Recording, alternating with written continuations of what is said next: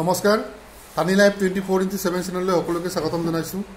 আজি শিলাপথাৰ সিমেন্ট চাপৰি চেঙাজান মাজগাঁও অসমীয়া নামঘৰৰ ৰূপালী জয়ন্তী বৰ্ষ উপলক্ষে বাৰেবৰণীয়া সাংস্কৃতিক কাৰ্যসূচী সম্পন্ন। কাৰ্যক্ৰমৰ লগত সংগতি ৰাখি শ্যাম খানৰ নাট্যগোষ্ঠীৰ দ্বাৰা বাওনা প্ৰদৰ্শন, পুৱা চাপাই অভিযান, বৃক্ষৰোপণ আৰু পতাকা উত্তোলনেৰে আৰম্ভ হোৱা কাৰ্যসূচীত নিকাৰ ভাগত নৃসিংহ যাত্ৰা বাওনা প্ৰদৰ্শন হ'ব বুলি জানিব পৰা গৈছে। ধন্যবাদ।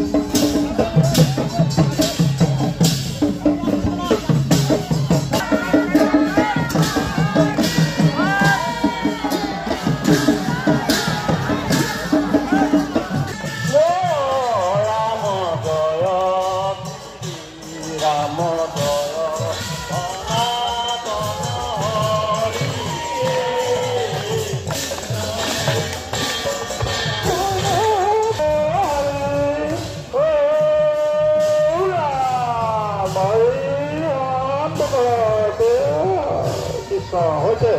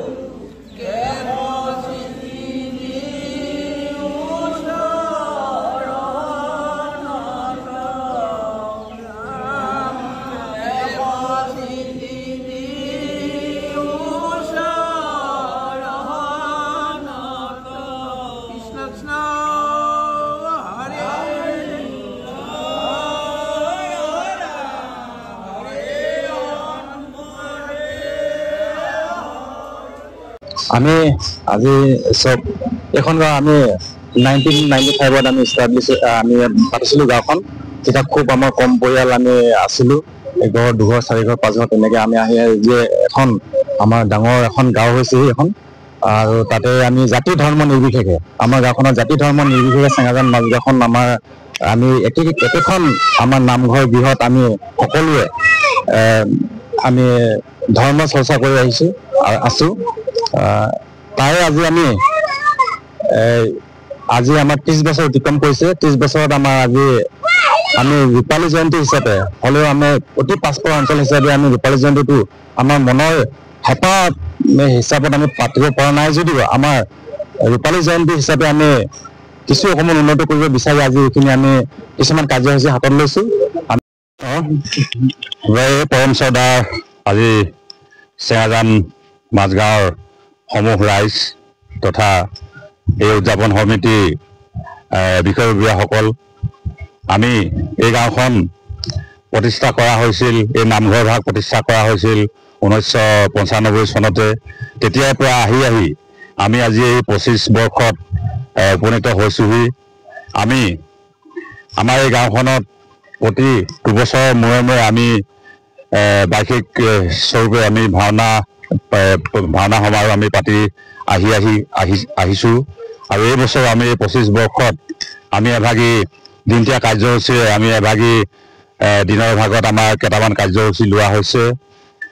ৰাতিলৈ আমাৰ এভাগী নাটক মঞ্চস্থ কৰিব আৰু দিনৰ ভাগৰ কাৰ্যসূচী ভাগ হৈছে প্ৰথমে আমাৰ পুৱা ভাগতে আছিলে ৰাতিপুৱা সমূহীয়া চাফাই তাৰ পিছতে আছিলে বৃক্ষৰোপণ ইয়াৰ পিছতে আমাৰ পতাকা উত্তোলন হৈ গ'ল আৰু তাৰ পিছতে আমাৰ শোভাযাত্ৰা কাৰ্যসূচী অৰ্থাৎ ভাগৱত ভ্ৰমণ হৈ আছে বা হৈ গৈছে আৰু ইয়াৰ পিছৰ কাৰ্যসূচী আছে আমাৰ এতিয়া দিহানাম চলিব নাম প্ৰসংগ হ'ব ইয়াৰ পিছতে আবেলি পৰলৈ আমাৰ শৰাই বিসৰ্জন হ'ব আৰু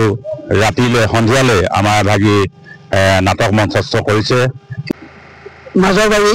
চেঙাজান মাজগাঁৱত 30 বছৰ ধৰি গড়গাঁও এটা অনুষ্ঠান এই অনুষ্ঠান আজি 30 বছৰ উপনীত হৈছে 30 বছৰ মূৰত আজি তেয়া সমষ্টে এদিনীয়া কাৰ্যসূচীয়ে প্ৰথম ৰাতিপুৱা আছিল প্ৰাৰ্থ প্ৰসংগ চাফাই তাৰপিছত প্ৰাৰ্থ প্ৰসংগ বৃক্ষৰোপণ এনেকৈ আহি কাৰ্যসূচী এতিয়া ভাগৱত ভ্ৰমণ উপনীত হৈছে এই ভাগৱত ভ্ৰমণ ভাগ সকলো গাঁৱৰ সকলো সুমংগলৰ কাৰণে আজি পেয়া সমষ্টিয়ে ইয়াত আগবাঢ়িছে। ইয়াত যদি কোনোবাখিনি অপৰাধ সৰ্বপ্ৰথম তেওঁ মাৰ্জন কৰক আৰু গাঁওখনত কোনো মাৰিমৰ ওপৰত চকুজালি দৃষ্টি দিব নোৱাৰে। সেইকাৰণে ভগৱানৰ ওচৰত আমি প্ৰাৰ্থনা কৰিছোঁ। আজি এভাগ পুলি ৰোপণ কৰিলে আমাৰ নামঘৰীয়া দিলীপ বৰুৱাদেৱে আৰু দ্বিতীয় ভাগ এয়া আমাৰ মাজগাঁৱৰ প্ৰাক্তন নামঘৰীয়া চন্দন বৰুৱাদেৱে সহায় কৰিব। লগতে সহায় কৰিবৰ কাৰণে আমাৰ কৃষ্ণ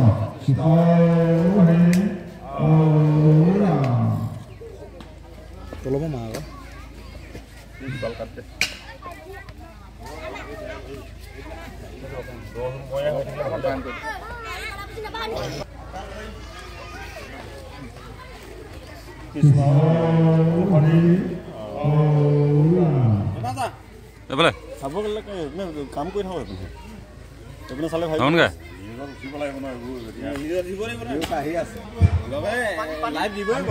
পানীত লৈ